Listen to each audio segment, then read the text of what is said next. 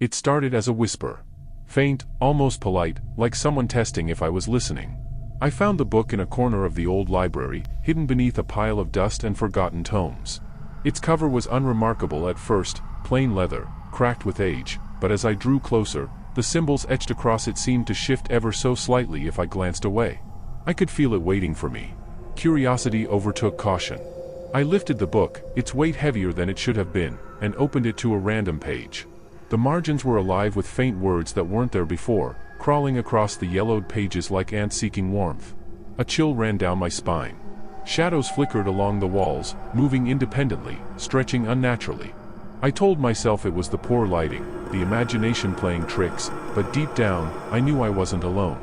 A particular passage drew my eyes, a ritual, seemingly mundane, written in a language that shouldn't exist. Something compelled me to read it aloud, each syllable scraping across my tongue like metal. The room's temperature dropped sharply, and I could see my breath in the air. A chair trembled beside me, a candle sputtered violently, yet there was no wind. The whispers grew louder, low and chanting, indecipherable but urgent, pressing against the edges of my mind. I glanced at the mirror across the room and froze. My reflection was not entirely mine. A shadow lingered just behind me, mimicking my movements, delayed, unnatural. I turned swiftly, but the space behind me was empty. Still, I felt its gaze, cold and hungry, crawling over my skin. Panic set in, yet I could not look away from the book. Its pages seemed alive, beckoning me deeper, promising knowledge I was not meant to have. Then it whispered my name. Not from the room, not from the book, somewhere else, somewhere inside my skull. The margins were now blank, yet the sensation of being watched pressed in on all sides. I wanted to close the book, slam it shut, bury it, but my hands would not obey. Something was waiting for me in the darkness beyond the words, beyond the symbols. And I realized, with a cold sinking horror, that this was only the beginning. The abyss was awake, and it had chosen me. The moment the book closed, I thought the terror had paused, but it had only just begun. That night, my apartment, or the place I called home, felt wrong. The air was thick, heavier than it should have been, as though something unseen pressed against it, watching, waiting. Shadows no longer belonged to the corners or the furniture. They slithered along the walls, stretching unnaturally, curling in angles that defied reason. At first, I tried to convince myself it was exhaustion. I had been awake all day researching the book, letting its strange allure consume me. But when the whispers began, I knew it was something far more sinister. They were faint at first, like the soft brush of a wind through a cracked window. I thought I imagined them. Then the whispers grew distinct, curling around my consciousness. They spoke words I did not understand, yet somehow, I recognized them. My name, whispered softly, over and over, sometimes in a tone that was comforting, other times dripping with malice. I sat in the dark, clutching the book to my chest, listening. It was then I realized the whispers weren't just coming from the room, they were coming from everywhere. The walls, the floor, the ceiling, even the faint reflection in the window staring back at me seemed to echo them. Alexander. Alexander. The voice was mine and not mine, familiar and alien, curling around my skull like smoke, filling every corner of my mind. Sleep came only in fitful, fleeting moments. And in those moments, the abyss revealed itself more clearly. I dreamed of corridors that stretched into impossible dimensions, rooms with ceilings that bled shadows, doors that led to spaces I could not comprehend. I could hear laughter, not human, not animal, but some combination of both, echoing from the dark. And every time I woke, I found a new symbol etched somewhere in my apartment, on the mirror, the doorframe, even the inside of my shoes. Symbols that I had never seen before, yet felt intimately familiar, like old wounds. The whispers began to carry messages. Not random words, but secrets. Things about my past, things only I had known. They recounted moments I had buried, mistakes I had tried to forget, fears I had never spoken aloud. Each revelation left me shaking, cold sweat soaking my clothes, my mind teetering on the edge between comprehension and madness. How could they know? I whispered back, demanding answers into the emptiness, but the only response was silence, and then the whispers returned, louder, faster, sharper. During the day, reality itself began to warp. My apartment appeared slightly altered each morning, a picture hung crooked, objects shifted from where I remembered placing them, a chair moved several inches away from its original spot. At first, I thought I was losing my mind, but then I noticed it wasn't just the objects, there were traces of someone else's presence. Footsteps where no one had walked. Reflections in mirrors that didn't match my movements. And always, lurking in the periphery, shadows that seemed to wait, always closer, just beyond the reach of light. I tried to leave, to escape the whispers, the shadows, the suffocating dread, but even the streets seemed wrong. Familiar corners twisted, alleys that should lead nowhere now stretched endlessly, bending in ways my eyes could not follow. It was as if the abyss had extended its influence beyond the confines of the book and my apartment, spilling into the world itself. And then I heard it clearly for the first time, a voice, distinct, low, commanding, emanating from inside my own head. It said only one thing, and yet it carried weight heavier than the world: you were chosen. I staggered back, clutching my skull, but the voice continued, whispering secrets of a place I could not comprehend, a realm where light and shadow were meaningless, where thought itself became physical, where the abyss waited to claim what it had already touched. And with every word, the whispers grew more insistent, more personal, as if they could reach inside my very soul and trace the outlines of my fears, my desires, my hidden sins. I cannot sleep now. When I close my eyes, the whispers speak in my mother's voice, in my own, in voices I have never heard but somehow recognize. When I open my eyes, the shadows move closer, always closer, curling at the edges of perception, bending in ways they should not. Even the book seems to breathe now, its pages rustling softly as if it had a heartbeat of its own. And I know this, I cannot escape. The abyss is no longer a story, a whisper, a symbol on the page. It is here. It waits. It watches. And it speaks directly to me. I am writing this now, hoping someone will read it. Hoping someone will understand. The whispers are patient, but they grow louder every day, and I fear soon they will demand more than I am willing, or able, to give. I do not know how much longer I can resist. The abyss does not forgive curiosity. The night came slower than usual, as if the darkness itself had been waiting for me to fall asleep. I thought exhaustion might finally grant me rest, but as soon as my eyes closed, the whispers returned, louder, more insistent, almost urgent. They no longer spoke in fragments, no longer murmured secrets from my past. Now, they guided me. They drew me into a place that felt impossibly real, yet utterly alien. I awoke, or thought I awoke, in a room I had never seen before. Its walls stretched endlessly upward, curving at impossible angles. Shadows pooled in the corners, unnervingly thick, moving like living ink. The air was thick, suffocating, scented with damp decay and something faintly metallic. A low hum vibrated through the space, vibrating not just in my ears but in my chest, as if it had already become a part of me. And then I saw it, a figure, tall and impossibly thin, standing at the end of the corridor. Its face was hidden beneath a hood of swirling darkness, yet I could feel its gaze, piercing into the very marrow of my bones. The whispers now had voices, multiple, layered atop each other in a chorus of madness. "Alexander, come closer," they beckoned. I wanted to resist, to turn and flee, but my legs would not obey. My body was no longer mine. I tried to look away, and the figure mirrored me. Every movement I made, every step I thought I avoided, it replicated perfectly, but always slightly delayed. It was patient. It did not move like a creature of flesh, it moved with inevitability, as if the shadows themselves obeyed its will. My heart pounded violently, and yet the whispering compelled me forward. The room seemed endless.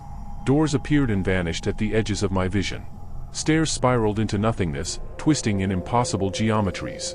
I could hear faint, desperate screams echoing from somewhere far away, maybe behind walls that didn't exist. The figure began to drift toward me, slowly, silently, but each step sent a shiver through the air itself, like invisible fingers tracing the contours of my body. Then, a sound I will never forget, the book, lying on a table that had not been there before, flipping its pages wildly on its own. The symbols glowed faintly, pulsating like a heartbeat, and the air around them shimmered. I approached cautiously, each step more deliberate than the last, but even from a distance I could see that the symbols were moving, rearranging themselves, forming words I could almost comprehend. The abyss watches, the abyss waits, the abyss claims. A sudden gust of wind, or maybe it was the abyss itself, blew through the room, extinguishing every light.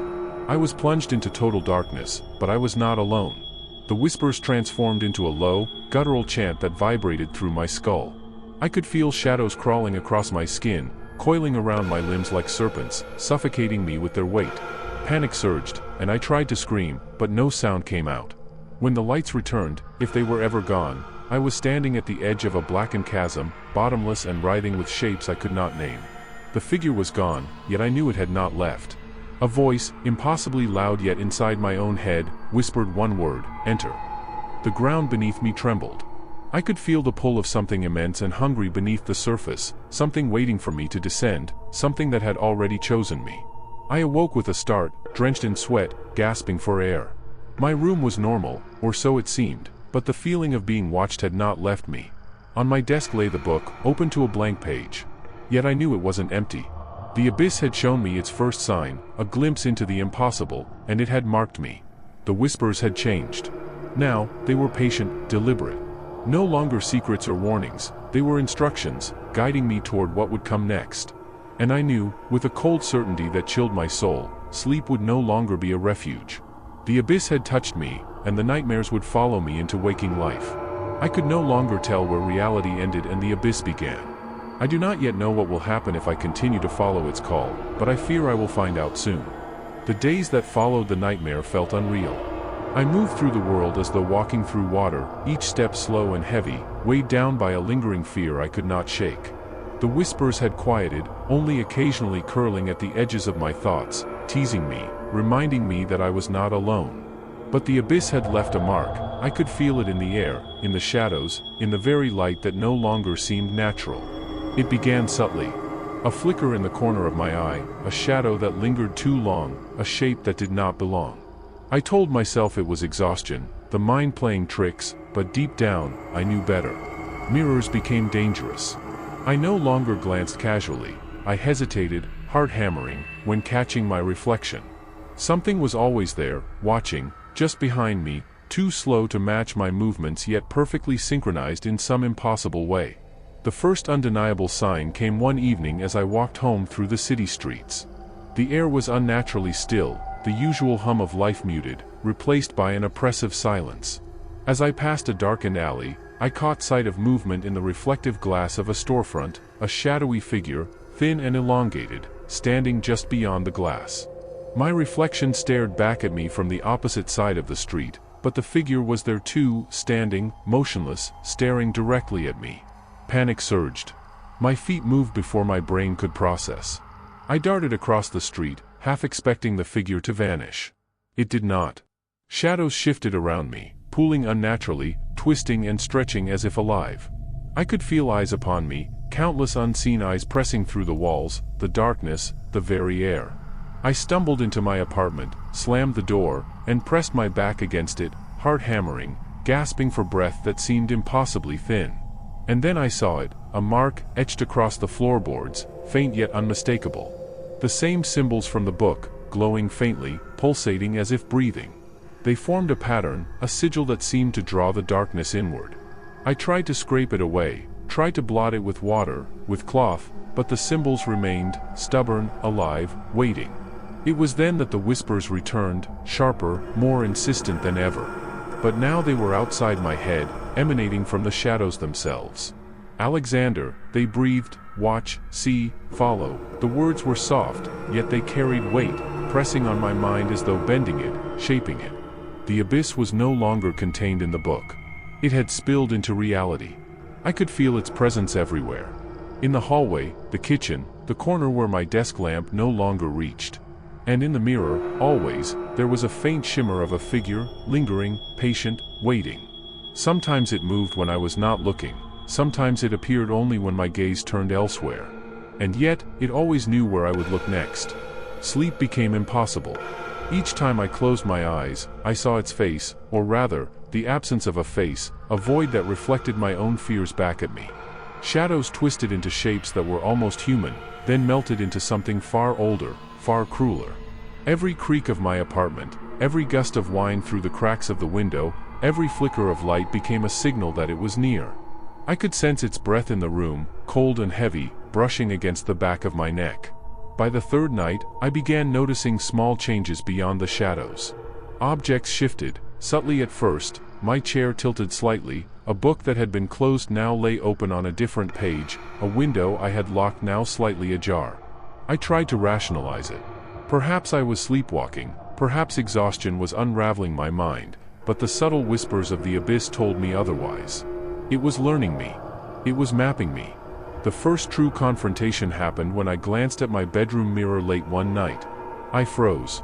Behind me, I could see a figure, not quite solid, not entirely shadow, but undeniably there. It mimicked my posture, tilting its head as I did, but its eyes, if they could be called eyes, reflected nothing but the void. I tried to scream. My voice failed me. I spun around, empty room. I returned to the mirror slowly, dread tightening my chest like a vice.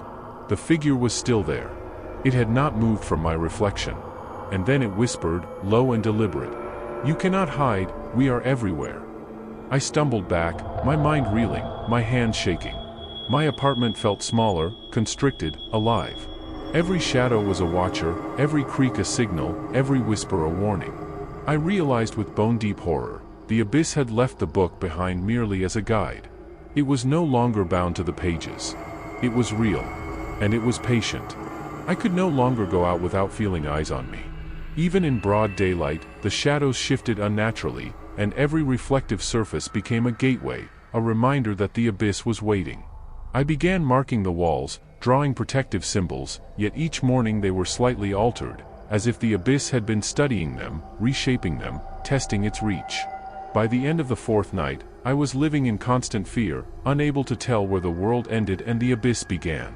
The whispers never stopped, they only evolved.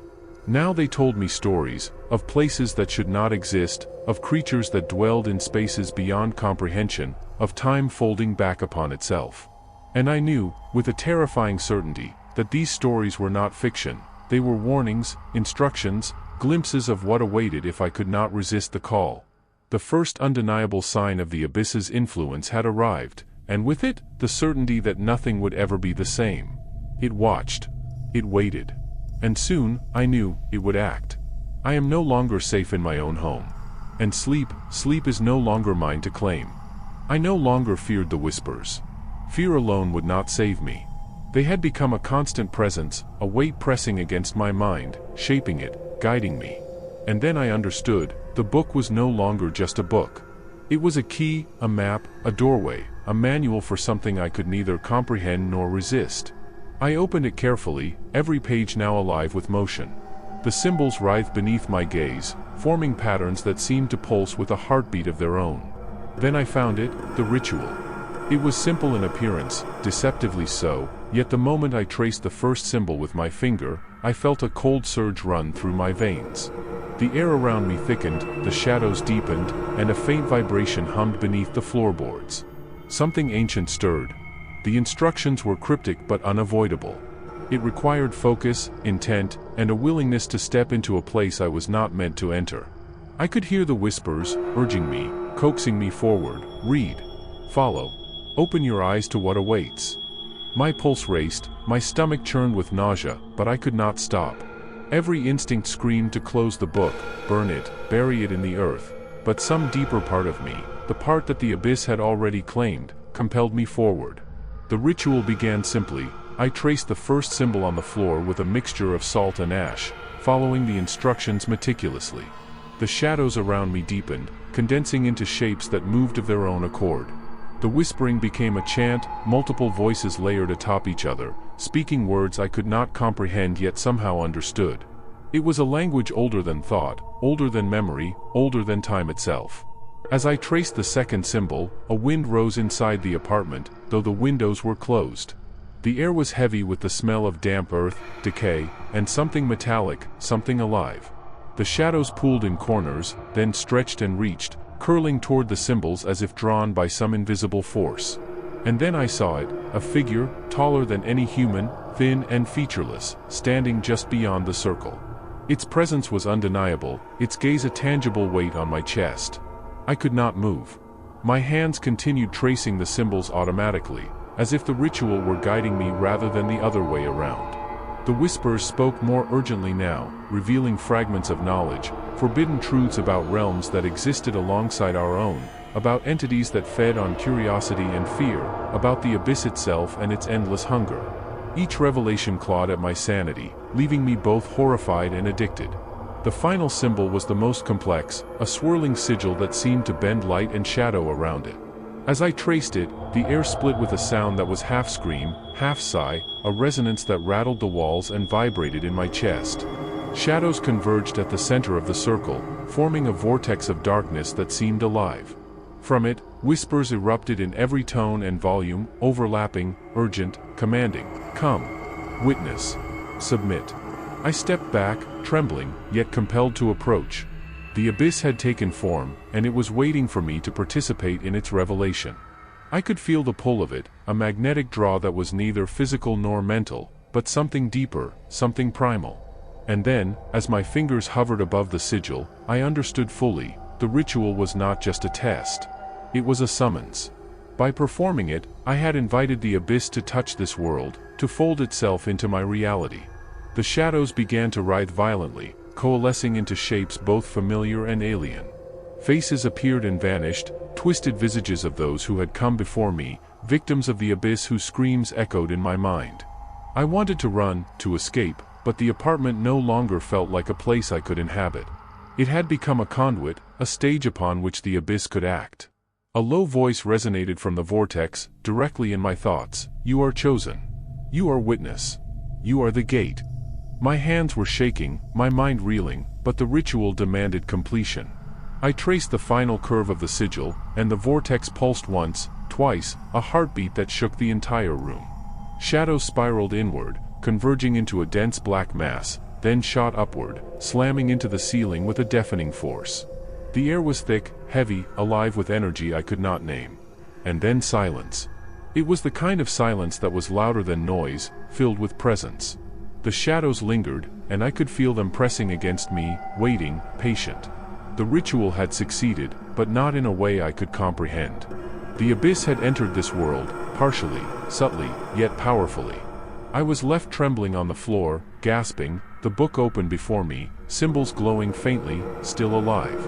I had crossed the threshold. I had followed the instructions. I had touched the abyss. And now, I knew, there was no going back. The whispers had changed. They were no longer coaxing me, no longer instructing. They were expectant, anticipatory. They knew I had committed to this path. And the abyss would not wait much longer. I do not know what comes next. I only know that when the abyss acts, it does not forgive hesitation. The abyss no longer waited in the shadows. It spoke, and it had found a voice, my voice, yet not my own, echoing in my skull with a clarity that left no room for denial. At first, it was subtle, a murmur beneath my thoughts, a pressure I could ignore if I tried hard enough. But the more I resisted, the louder it became. It was patient, methodical, insidious. By the third night, the voices of the damned spoke clearly, distinct, intertwining with my own thoughts until I could not tell where I ended and the abyss began. I woke one night to find my room transformed. The walls seemed to breathe, pulsing with a dark light, subtle but undeniable. Shadows no longer clung to corners. They crept across surfaces, twisting, merging, forming shapes that almost resembled faces, screaming silently in the darkness. And then I heard them. Not one voice, but many, layered atop each other, chanting my name. Alexander, Alexander. Each whisper carried a memory, a secret, a shame.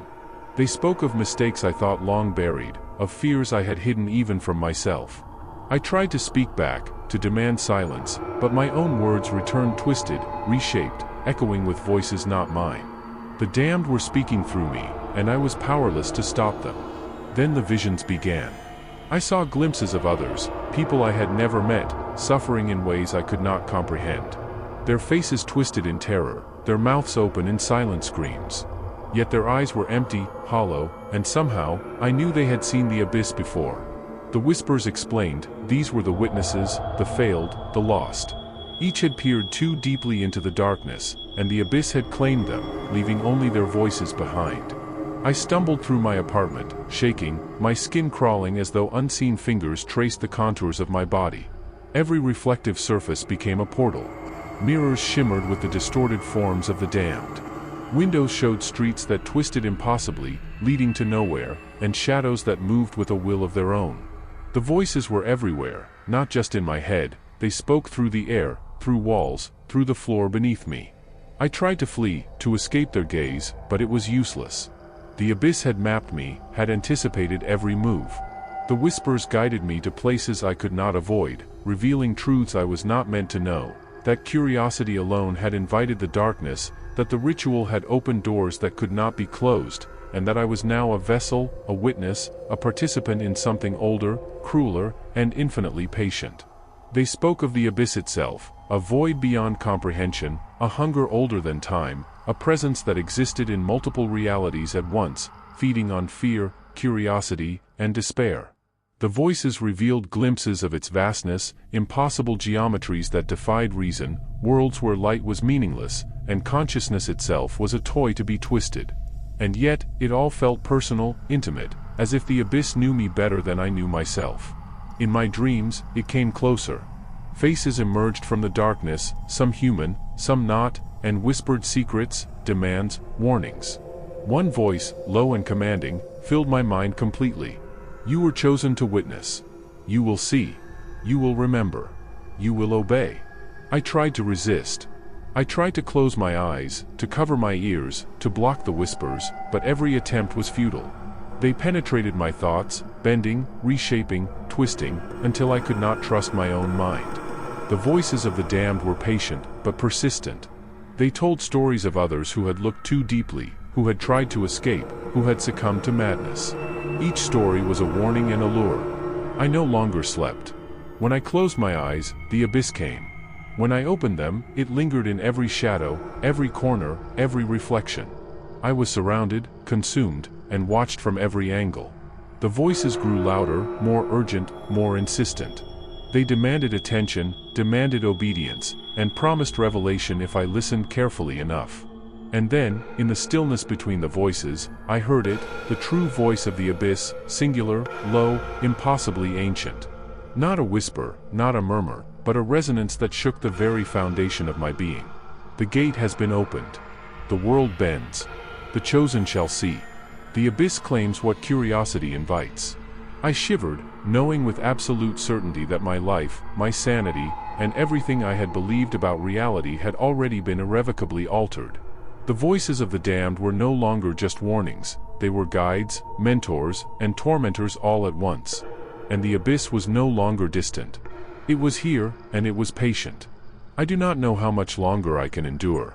The voices are relentless, the shadows unceasing, and I am utterly alone. And yet, I cannot stop listening. It began subtly, as though the world itself was testing me. The shadows no longer clung to corners. They moved freely, stretching and twisting, forming shapes that were almost human, almost familiar. At first, I thought it was a trick of the mind, a lingering effect of the whispers, but reality had changed. I could feel it in the air, thick, suffocating, vibrating with a presence that was both ancient and impossibly close. The first sign came when I entered my apartment. The door, which I had locked just hours before, hung ajar. The hallway stretched impossibly, bending in ways that defied logic. The walls were lined with mirrors, each reflecting a version of me that was subtly wrong, longer fingers, eyes that shimmered with darkness, shadows that moved independently of their owners. My reflection smiled at me when I did not, leaned closer when I stepped back. I realized then that I was no longer merely observing the abyss. I had crossed a boundary, a threshold that I had been warned about, though the warnings had come in whispers too subtle to heed. Now the abyss was not only watching, it was shaping the space around me. The book lay open on my desk, pages fluttering despite the absence of wind. The symbols glowed faintly, pulsing with a heartbeat that seemed synchronized to my own. I approached, compelled, and the air thickened further. Shadows gathered in the corners, coalescing into forms I could not name, neither human nor animal, yet horrifyingly sentient. They shifted and whispered, their voices overlapping in a chorus of torment. You have seen. You have opened the way. There is no return. Every surface, every reflection, every shadow was now alive, a conduit through which the abyss communicated. My apartment, once familiar, had become a labyrinth, a living organism that responded to my fear, my hesitation, my curiosity. The door I had always used to leave now led into a room that was not mine, a vast hall with impossible ceilings, walls lined with flickering shadows, and a floor that seemed to breathe beneath my feet. And then I saw them, figures in the distance, emerging from the darkness, moving with a deliberate patience. They were tall, impossibly thin, featureless, yet their presence was undeniable. As I stepped forward, the floor shifted beneath me, tilting, elongating, folding like fabric. My stomach churned. I stumbled, trying to find footing, and the figures mirrored my movements, always just beyond reach, always watching. The whispers returned, louder, sharper, insistent. Step forward. Witness. Obey. I tried to resist, tried to turn away, but my body moved on its own. The abyss had claimed control, not fully, but enough to guide me, to bend my perception, to strip away the last vestiges of certainty. I crossed the first threshold when I reached the center of the hall. The shadows parted slightly, revealing a doorway that led into blackness deeper than night itself. It pulsed with energy, beckoning, promising knowledge and horror in equal measure. I could hear whispers from the damned, voices pleading and cursing, overlapping, converging into a single demand: enter. I hesitated, trembling, but I knew there was no other path. Curiosity, dread, and some perverse sense of inevitability propelled me forward. The air thickened, pressing against my chest like water, and I stepped through the threshold. Immediately, the world warped. Space lost meaning. Walls stretched into infinity, floors twisted into impossible angles, and ceilings shimmered with shapes that were neither solid nor empty. I could feel the abyss all around me, alive, watching, judging. Shadows formed hands, reaching for me, caressing and probing, yet never fully touching. Whispers spoke directly into my mind: see, learn, understand. You belong to us now. Then I understood. The abyss was not just a presence, it was a dimension, coexisting alongside mine, overlapping mine, and I had stumbled into its folds. My senses betrayed me. Sounds became colors, colors became shapes, and time itself seemed to stretch, contract, and loop. I glimpsed fleeting visions of places impossible to describe, forests where the trees writhed like living creatures, oceans that reflected stars not of this world, skies that bled light and shadow in impossible patterns. Figures appeared in the distance, closer now. Their forms flickered like static, shifting between human, animal, and something entirely alien. They whispered secrets I could not comprehend, and yet I understood, as if the understanding bypassed thought entirely. Knowledge burned my mind, revelations of horrors beyond mortality, of realms older than Earth, of consciousness as a tool to feed the void. I wanted to turn back, to flee, but the threshold had closed behind me. The abyss had no exit for the unwilling. Shadows coiled at my feet, wrapping around my legs, guiding my steps, shaping the ground beneath me. The whispers were no longer gentle, they commanded, demanded, asserting dominion over my body and mind. In the deepest corner of this impossible hall, I saw it, the heart of the abyss, a churning vortex of shadow and light, pulsating with a rhythm that matched my own heartbeat. It was vast, incomprehensible, and patient. It observed, waited, and I knew it knew me intimately, reading my fears, my weaknesses, my curiosity. A voice resonated through me, singular and undeniable. You have crossed the threshold. You belong now. You are witness. You are gate. You will see what must be seen. My knees buckled, my vision blurred, yet I could not retreat. The abyss had claimed a part of me. It had taken the first step toward integrating my world with its own, and I was its conduit. The hall stretched endlessly before me, alive with shadows, whispers, and impossible shapes. I knew the final descent had not yet come, but I had crossed a line from which there was no return. And in that moment, I understood the truth with bone-deep certainty. Reality itself had become fluid, and I was trapped within its folds, guided by the abyss, observed by the voices of the damned, and compelled to witness horrors that would unravel my sanity. I have crossed the threshold. I cannot turn back. The abyss waits, patient, eternal, and I am its unwilling guide. I have learned, in the deepest, most unyielding way, that some truths are not meant for the living. I had crossed the threshold, walked the impossible halls, traced the ritual symbols, and listened to the voices of the damned, but what the abyss chose to reveal next shattered every expectation I had of existence. It began quietly, in the form of a whisper, soft, patient, insistent. I was sitting in my apartment, or what I thought was my apartment, when the air thickened, like fog compressing the room into a tangible weight. The shadows lengthened unnaturally, pooling in corners, stretching across the floor and walls, curling toward me like serpents. The book lay open on the desk, its pages fluttering though there was no wind. Symbols twisted, reshaped themselves, forming words that were neither familiar nor comprehensible, yet somehow made sense directly to my mind. Then the abyss spoke, not in whispers, not in commands, but in revelation. A voice so vast, so ancient, that it seemed to echo across dimensions, penetrated my thoughts, vibrating in every nerve. All that you have seen, all that you have felt, is only a shadow of the truth. You perceive only fragments. The abyss is not around you, it is within you, and within all things. Reality is but a membrane, curiosity tears it, and we peer through. The walls of my apartment began to dissolve before my eyes, like mist under sunlight, revealing vistas I could not comprehend. Skies bled impossible colors, stars moved in patterns that defied mathematics, and landscapes shifted like living organisms, breathing, pulsating, aware. Shadows stretched into forms so immense, so alien, that the edges of comprehension recoiled. I saw mountains that twisted into themselves, oceans that swallowed light, forests of shapes that slithered and watched. And I understood, in a sudden, bone-deep clarity, these were not hallucinations. These were glimpses into the abyss itself, reality folding over into its own infinite expanse. The revelation did not stop with landscapes. I saw time itself as a physical form, a river of moments bending, folding, looping back onto itself.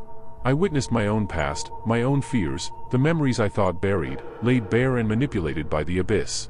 Every choice I had ever made, every secret I had hidden, was visible, tangible, accessible. And with that understanding came horror. The abyss had already mapped me, not just as a being, but as a pattern in time and space, a node in the web of its influence. Figures appeared, emerging from the void. Some were human, some not, all distorted in ways that made comprehension impossible. They moved with intent, their forms bending light and shadow. They were witnesses, victims, and agents of the abyss. Their voices spoke in unison, layering upon mine. We have waited. We have seen. You are the witness. You are the gate. You are chosen. I tried to speak, to scream, but my voice became something else. It carried tones not my own, phrases I had never known, warnings I could not fully interpret. The abyss had integrated with me, entwined my consciousness with its own. I felt my thoughts bending, my memories folding, my fears stretching into forms I could not name. I was both observer and observed, participant and victim, conduit and prey. Then the book shifted again, its pages flipping faster than any human hand could manage. Symbols glowed violently, casting shadows that writhed across the room. A particular phrase imprinted itself in my mind, not through reading, but through a sensation, as if the letters had been etched directly into my consciousness. The abyss is eternal. The abyss is patient. The abyss waits for the chosen to see the full reflection of all things. There is no return. There is no refuge. Only understanding, and madness. I felt my own mind fraying, threads of sanity unraveling as the full weight of the revelation pressed down. I could see the folds of existence, the cracks between realities, the infinite possibilities of suffering and despair. And in that vision, I understood a truth more terrifying than any shadow, any whisper, any ritual. The abyss is not a thing, not a place, not even an entity, it is the underlying essence of existence, a force of infinite hunger and endless patience, feeding upon awareness itself. I stumbled backward, collapsing onto the floor, my body trembling, my vision swimming with impossible forms. The whispers of the damned layered over this cosmic revelation, each voice a thread in the tapestry of horror. Curiosity invites. Fear feeds. You are both prey and witness. You cannot leave what you have seen. And in that moment, the final piece of understanding struck me with unbearable clarity. The abyss had chosen me not for my courage, my intelligence, or my curiosity, it had chosen me because I could perceive it. Because I could see beyond the fragile membrane of reality. Because I could witness, and through witnessing, it could extend its influence. The book slammed shut, but the world did not return to normal. Shadows moved independently, whispering secrets, guiding me, testing me. Reflections no longer mirrored reality. They showed glimpses of the infinite void beyond. Even the air itself seemed aware, pulsating with intent. And I realized, with terror that made my heart seize, the revelation was only the beginning. To know the abyss is to be entwined with it, and there is no disentanglement. I have seen the true nature of the abyss. I understand it now, fully, and I know that once seen, it can never be unseen. Reality is no longer mine. I am no longer mine. And the abyss waits, patient, eternal, inevitable. I am no longer certain where I end and the abyss begins. Every surface, every shadow, every reflection bears its presence. My apartment is no longer a home, it is a gateway, a conduit, a place where the membrane between reality and the infinite folds of the abyss has been torn asunder. The whispers continue, but they are no longer separate voices. They are one, a chorus of the damned, a singular resonance of impatience and eternity. Sleep has become impossible. Every night, I lie awake, senses acutely tuned to the faintest movement, every flicker of light, every shifting shadow. And every night, the abyss tests me, probing, shaping, feeding. I have seen beyond the veil, glimpsed the hidden architecture of existence, and there is no returning to the world I once knew. It began subtly at first, shadows stretching too far, corners of the room bending impossibly, reflections showing things that were not there. But soon the changes became undeniable. Objects moved with intent, as if guided by unseen hands. The floorboards beneath me warped and twisted. The walls pulsed with a slow, living rhythm. The air itself seemed to breathe, carrying whispers that resonated deep within my skull. I cannot tell if the voices I hear are the remnants of those who came before me, or if they are fragments of the abyss itself. Some speak my name, some relay visions of places I cannot exist within, some warn and plead, and some mock. I have tried to ignore them, but it is impossible. They seep into my thoughts, layer over my memories, and twist perception until I no longer trust my own mind. The book lies open before me, pages fluttering despite still air. Its symbols are alive, reshaping themselves constantly. Every mark seems to anticipate my gaze, every curve seems to respond to my pulse. I know, with a certainty that chills me to the bone, that it is not the book that is alive, it is the abyss, channeling itself through ink and paper, using human curiosity as a gateway. I have seen too much. I have glimpsed landscapes that are impossible to describe, oceans that swallow light, forests that slither, skies that bleed color in impossible patterns. I have seen time fold back on itself, caught moments repeating eternally, looping in cruel perfection. And in all of it, I see the mark of the abyss, patient, eternal, indifferent, and yet intimately aware of my every thought, my every fear, my every hesitation. I try to leave, to flee into the world I once knew, but the streets themselves are no longer familiar. Sidewalks twist impossibly, buildings stretch and contort, and shadows stalk me even in daylight. Every reflective surface becomes a portal, every corner a threshold. The abyss is here, fully, and it moves through reality as easily as water flows through a riverbed. I am not alone. I can feel it in every room, every breath, every thought. Shapes, tall, thin, featureless, move at the edge of perception, mirroring my movements, shaping my environment, observing me with patience that is infinite.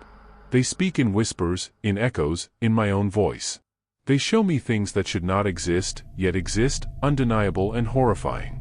And I understand now the final truth. The abyss does not need to act quickly, does not need to strike with violence. Its patience is eternal. Its hunger is endless. And the mere act of perception, the act of curiosity, the act of witnessing, is all the claim it requires. I am its witness, its vessel, its conduit.